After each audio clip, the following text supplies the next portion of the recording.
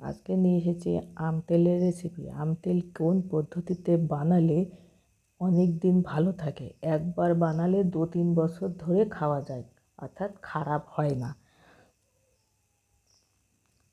সেই পদ্ধতি আজকে আমি শেয়ার করে দেখাবো। চলুন শুরু করি।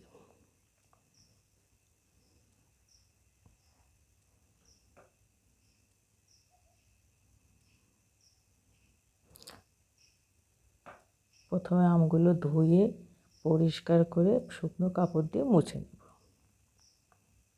এইভাবে মুছে নিতে হবে।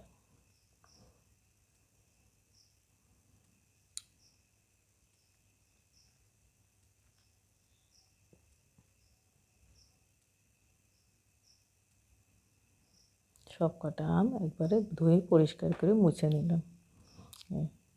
এবার এই আমগুলোকে কেটে নেব। একটা বটি নিয়েছি, আমগুলো কাটব।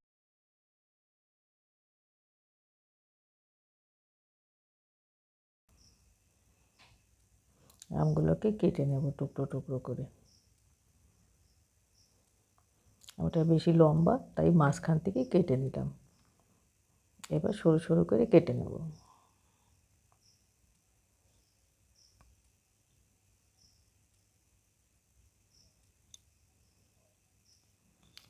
ভিডিওটা ভালো লাগলে লাইক, শেয়ার ও সাবস্ক্রাইব করে পাশে থাকবে।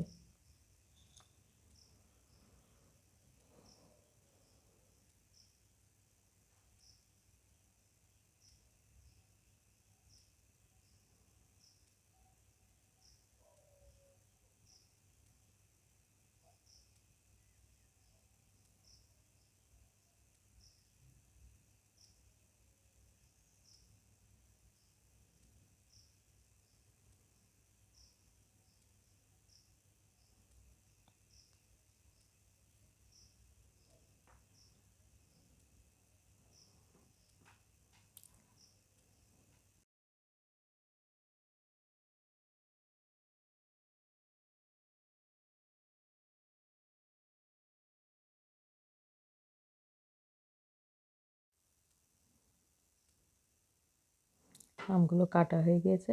এবার আমগুলো হলুদ মাখাবো, লবণ দেব না, শুধু হলুদ মাখিয়ে রোদে দেব।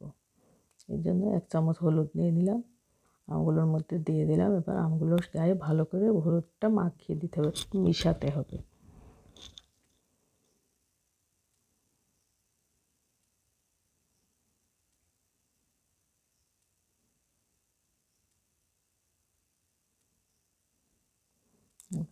এই থালার উপরে মেলে দেব।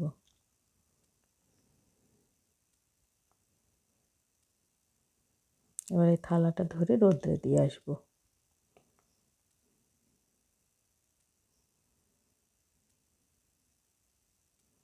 4-5 ঘন্টা রোদে দেওয়ার পর নিয়ে আম নিয়ে এসেছি। এবার আমের মধ্যে মশলা মাখাবো।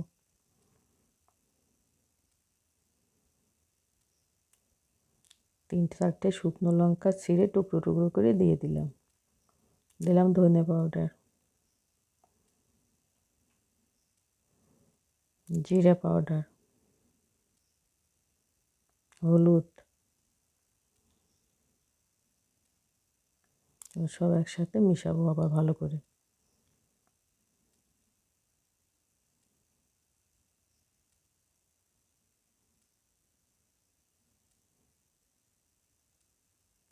খুব কম পরিমাণে মেথি দিলাম আর কটা মৌরি দিলাম।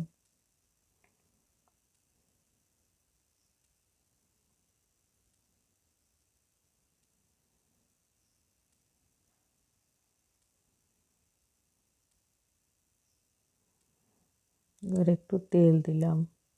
এই তেলটা গরম তেল।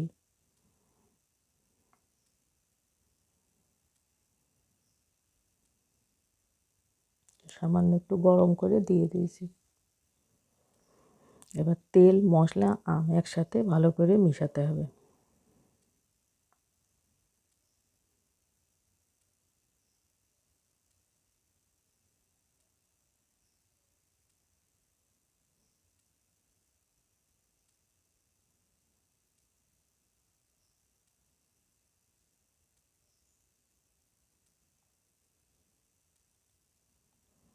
এবার এইভাবে ঢেকে 2 দিন রেখে দেব। 2 দিন পর ফিরে এলাম।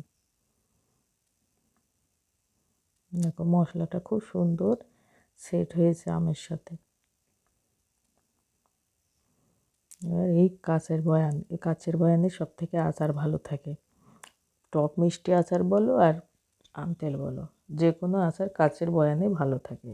কাচের বয়ানে স্বাদটা বেশি হয়। তাই এই কাচের বয়ানের মধ্যে মাখা আমগুলো তুলে দেবো একে একে।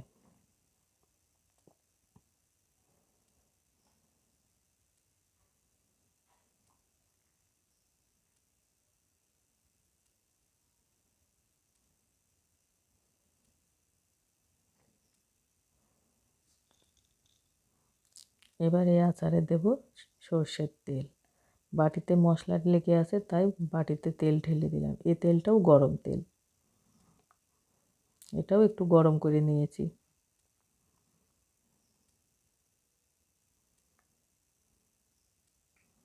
বাটির মশলাগুলো তেলের সাথে তুলে নিয়ে বয়ানে ঢেলে দেব।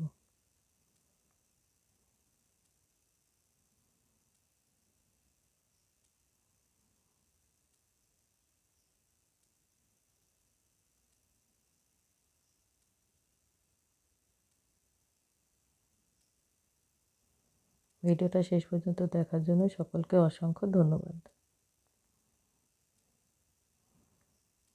তেল দিয়ে আমকে ডুবিয়ে দিতে হবে।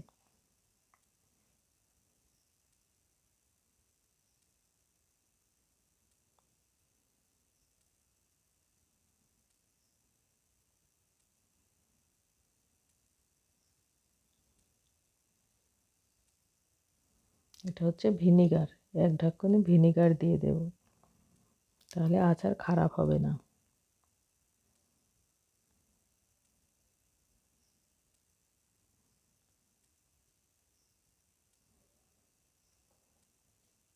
আজকের ভিডিও এখানেই শেষ করছি। আবার দেখা হবে পরের ভিডিওতে। ততক্ষণে টাটা।